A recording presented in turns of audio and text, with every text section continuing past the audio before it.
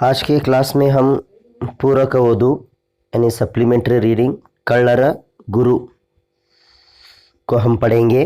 कल्लर गुरु का मतलब होता है चोरों का उस्ताद। सप्लीमेंट्री रीडिंग दो थे आपको, एक पोएम एक लेसन। तो इस मर्तबा 20% सिलेबस रिड्यूस होने की वजह से एक पोएम को कैंसिल किया गया है जो हंगे बेउगड़ हाडू था। तो सिर्फ अभी कल्लर गुरु को रखा गया है। तो हम पूरा आपको लेसन लाइन टू लाइन पढ़कर एक्सप्लेन नहीं करेंगे क्योंकि ये बहुत बड़ा लेसन है। मुख्तसर इस लेसन में क्या है उसको हम उर्दू में ट्रांसलेट करेंगे और फिर इसके जो 10 क्वेश्चन आंसर हैं वो 10 क्वेश्चन आंसर्स को नेक्स्ट वीडियो के अंदर पार्ट 2 में हम क्वेश्चन का मीनिंग और आंसर का मीनिंग ये एक्सप्लेन करेंगे। क्योंकि लाइन टू लाइन अगर लेसन का ही एक्सप्लेन करेंगे तो बहुत बड़ा वीडियो होगा और बहुत सारे पार्ट्स होंगे। और क्योंकि ये सप्लीमेंट्री रीडिंग है 2 मार्क्स पूछा जाता था एनुअल के अंदर, अभी कैंसिल किया है बोले तो शायद आए तो 4 मार्क्स का क्वेश्चन आ सकते हैं, 2 मार्क्स के एक 2 मार्क्स के 2, या फिर एक ही क्वेश्चन आ सकता है 2 मार्क्स के लिए। तो इस लेसन को लिखने वाले हैं कृतिकार और परिचय तो पूछता नहीं एनुअल एग्ज़ाम में, इसीलिए हम कृतिकार और परिचय को भी ज़्यादा बता रहे नहीं। इसके अंदर ना कृतिकार और परिचय होता है एग्ज़ाम के लिए पूछने के एतबार से और ना वर्ड्स मीनिंग। तो इसके जो राइटर हैं आपके मालूमात के लिए थोड़ा मैं बताना चाहता हूँ। इस लेसन के राइटर बेटगेरी कृष्ण शर्मा, बेलगाम डिस्ट्रिक्ट गोकाक तालुक बेटगेरी में इनकी पैदाइश हुई थी। इनका जो काव्य नामा है वो आनंद कंद, 1900 के अंदर इनकी पैदाइश हुई थी। तो इन्होंने बहुत सारे किताबें लिखे हैं, कल्लर गुरु भी है उसमें, मातनाडु व कल्लू, और फिर इन्होंने कर्नाटक यूनिवर्सिटी से PhD भी किया था। 1982 में इनका डेथ भी हो गया। तो ये कल्लर गुरु लेसन में क्या है, चोरों का उस्ताद।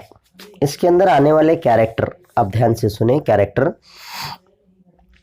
सबसे पहला एक डॉक्टर आते हैं यहाँ पे, वैद्य मीन्स डॉक्टर, एक डॉक्टर हैं। तो फिर डॉक्टर की जो एक बीवी है, तो बीवी का जो नाम है वो रत्न, बीवी का जो नाम है वो रत्न है या रत्ना उनको बुलाते हैं। तो डॉक्टर है, डॉक्टर की बीवी का नाम रत्ना है। उसके बाद में फिर डॉक्टर के एक घर के अंदर रहने वाले 3 मेंबर, एक डॉक्टर, डॉक्टर की बीवी और डॉक्टर के फादर का नाम तो यहाँ पे नहीं दिया गया है। फिर इसके बाद में कल्लर गुरु यानी चोरों का उस्ताद, जो बेडर हड़ी यानी एक बेडर बोल को एक देहात वहाँ पे रहने वाला, उसका नाम है जो भीमनायक, जो चोरों का जो सरदार है वो भीमनायक है। उसके 2 नौकर, उसके बाद में फिर वो चोरों के सरदार की बीवी और वो चोर के भीमनायक जो है उसका एक बेटा, यानी चोर है, चोर की बीवी है, चोर का बेटा है, उसके बाद में उसके 2 नौकर हैं। तो 2 यहाँ पे फैमिलीज हैं, एक डॉक्टर है, डॉक्टर की बीवी और डॉक्टर के फादर, एक तरफ एक फैमिली, एक तरफ चोर है, चोर की बीवी और चोर के 2 नौकर और चोर का एक बेटा। तो डॉक्टर और उसकी बीवी दोनों मिलकर लेसन शुरू हो रहा है। घर में बातें करते बैठे होते हैं। डॉक्टर की जो बीवी है वो डॉक्टर को ताने दे रही है। मैंने कहा कि आपको गांव के बाहर घर मत बनाइए, आपने मेरी बात नहीं मानी, गांव के बाहर दूर आपने घर बनाया, इसीलिए तो हमारा घर चोरी हो गया। और ऐसा चोरी हो गया कि घर के अंदर खाने के लिए एक दाना भी नहीं है, पूरा चोरों ने साफ करके गए हैं। मैं मेरे मायके से मायके से लाए हुए गहने सोने की उसको भी उठा कर ले गए हैं। ऐसा बीवी गुस्से में अपने शोहर को ताने दे रही है। शोहर उसको पलट कर कहता है, रत्ना यानी उसकी बीवी का नाम, सब तो चोरी कहाँ हुआ है, जो मेरा इल्म है वो नहीं चोरी हुआ है, जो डॉक्टरी का इल्म है और फिर जिससे मुझे पैसे कमाना है यानी जो गोलियां दवाइयां हैं उसको भी उन्होंने चोरी नहीं किया है, यहीं पे रख कर गया है। तो ये दोनों बातें करते रहते हैं। अचानक एक अंधेरी रात होती है अमास की और कुत्तों की रोने की आवाज़ आ रही है गांव से और तेज़ हवा चल रही है। घर के एक कोने के अंदर डॉक्टर साहब के जो अब्बा हैं वो गहरी नींद में खर्राटे ले रहे हैं। तो ऐसे एक पोजीशन में दूर से गांव की एक बड़ी घड़ी से आवाज़ आती है 10 बजने की। वो आवाज़ अचानक दरवाज़ा खिटखिटाने की आवाज़ आती है। डॉक्टर को ये उठ जाते हैं घबरा कर। दरवाज़ा जब खोल कर देखते हैं तो दो ऐसे भयानक चेहरे वाले दो आदमी, हट्टे कट्टे पहलवान जैसे, एकदम काले कलोटे, सरों पर बिखरे हुए बाल और उनके कंधों पर एक एक कंबल, ऐसा उनका हुलिया होता है।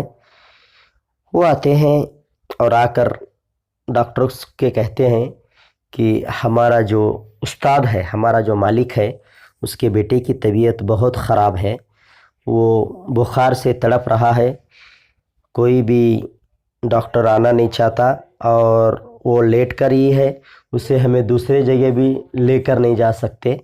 आप मेहरबानी करके प्लीज़ हमारे साथ चलिए, क्योंकि हमारा जो मालिक है उसका एक ही एक बेटा है, वो बहुत ज़्यादा परेशान है। तो वो सुनता है, तो सुनकर पूछता है कि तुम्हारा नौकर कौन, तुम्हारा मालिक कौन है। तो वो नौकर कहते हैं कि वो जो बेडरहಳ್ಳಿ का भीमा नायक।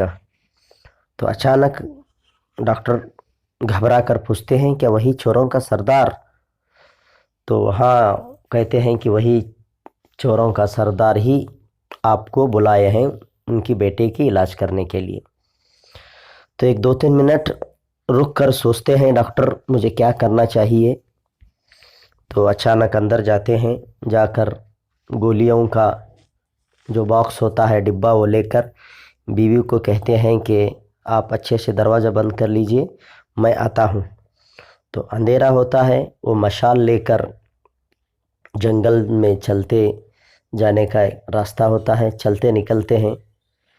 तो डॉक्टर के जहन में अलग अलग ख्यालात आते रहते हैं। उसका घर जब चोरी हुआ होता है तो उसने कंप्लेंट भी दर्ज कराई होती है, तो ये सोचता है कि मैं कंप्लेंट दिया हूँ पुलिसों को, इस बात की खबर भीमा नायक को हो गई है और भीमा नायक बुलाकर मुझे मारना चाहता है। तो ऐसा सोचते सोचते जाते रहता है कि अचानक रास्ते में एक सांप आता है। तो सांप सांप बोल के दोनों नौकर चिल्लाते हैं। ये एकदम अपने सोच ख्यालों में से बाहर आता है, आकर सोचता है कि इतना जहरीला जानवर भी उसको न छेड़े तो वो भी अपने आप चले जाता है, तो इंसान को अगर छेड़ेंगे तो चुप बैठता है क्या।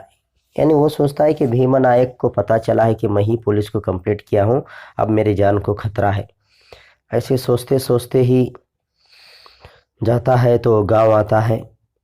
गांव आने के बाद में गांव के अंदर चलते हैं, एक बहुत बड़ा घर के पास जब जाते हैं तो घर का दरवाज़ा खुलने के बाद में अंदर से एक बहुत भयानक खतरनाक किस्म का उसका चेहरा, उसका बॉडी स्ट्रक्चर, बड़ा आदमी होता है वो, दिखने में भी पर्सनालिटी वगैरह।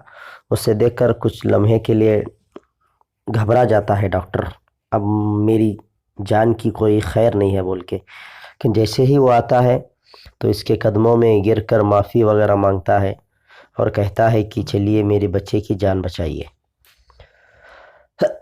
बच्चा एक कमरे में सोया हुआ होता है, छोटी सी चिराग, और वो बच्चे की माँ उस बच्चे के सराहने बैठकर रोते रहती है। तो डॉक्टर वहाँ पे जाते हैं, उस माँ को तसल्ली भी देते हैं। डॉक्टर उस बच्चे को देखते हैं और देखकर जो भी कुछ दवाइयाँ लाए हैं उसको दवाइयाँ पिलाते हैं, कुछ पत्ता वगैरह जड़ी बूटी का घस कर उसके पेशानी को लगाते हैं, तो फिर उनको कोई दूसरा पत्ता चाहिए होता है, वो उनके पास नहीं होता, तो खुद वो नौकरों के साथ जंगल में जाकर उस पत्ते को ढूंढ कर लाते हैं। जब पत्ता मिलता है तो खुशी से छोटे बच्चों के जैसा नाचते हैं डॉक्टर, नहीं पत्ता मिल गया बोल के। उसको लेकर आकर उस पत्ते को घिस कर थोड़ा बच्चे को पिलाते हैं और फिर थोड़ा पेशानी को भी लगाते हैं, तो बच्चा आंखें बंद करके सो जाता है। और बच्चे की माँ मुस्तक लगातार रोते रहती है।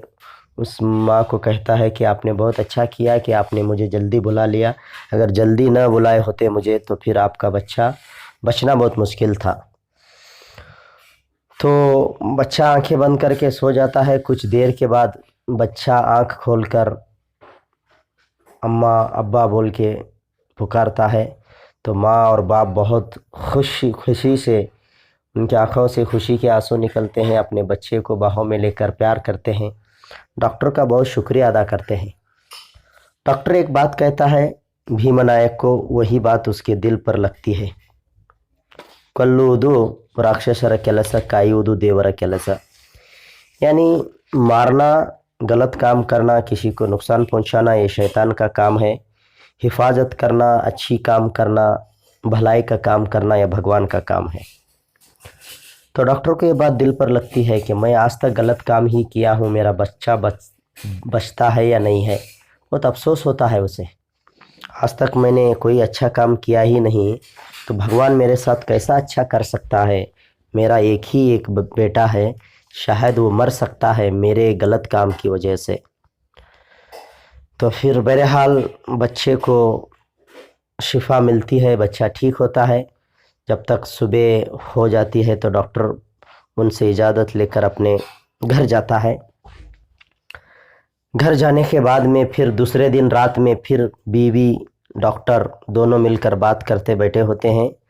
तो बीवी फिर से ताने दे रही है, क्या आपकी जो डॉक्टरी का जो पेशा है, समाज खिदमत करते ही रहिए आप, हमारा कुछ भला नहीं होता। क्या हुआ बोलिए, आपने समाज एक बच्चे की जान बचाने के लिए गए, जंगल में वगैरह फिर कर पैरों में कांटे वगैरह चुभे हैं, आपको ज़ख्मी हुए हैं पैर, आपको क्या मिला। फिर से ताने देते रहती है। तो इतने में फिर से दरवाज़ा खिटखिटाने की आवाज़। जब डॉक्टर दरवाज़ा खोलते हैं तो वो भीमनायक और उसके दोनों नौकर सरों पर 2 घंटरियाँ लाए हुए होते हैं।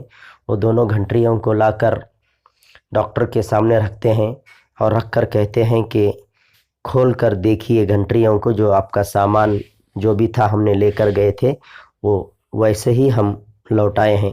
देवर वस्तुಗಳನ್ನು ದೇವರಿಗೆ ಅರ್ಪಿಸಲು ಬಂದಿದ್ದೇನೆ। यानी वो जो डॉक्टर है जो डाकू के बेटे को अच्छा करता है, उसका ट्रीटमेंट कर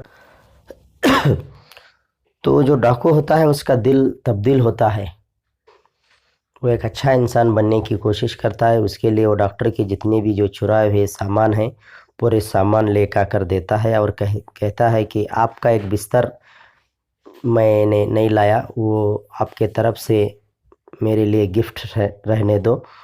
वो बिस्तर उस बच्चे के नीचे बिछाए होते हैं घर के अंदर।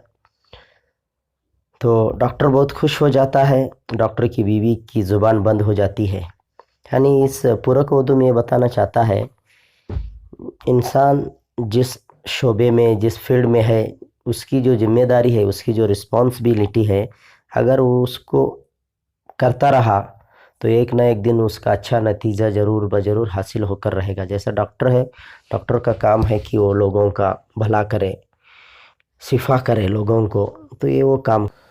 तो ये था पूरक उर्दू की स्टोरी को हमने पूरा डिटेल ही समझा दिया है। कहा था कि मुख्तसर समझाएंगे, पूरा लाइन टू लाइन जैसा टेक्स्ट बुक में है आपके वैसे ही हमने आपको समझाया है।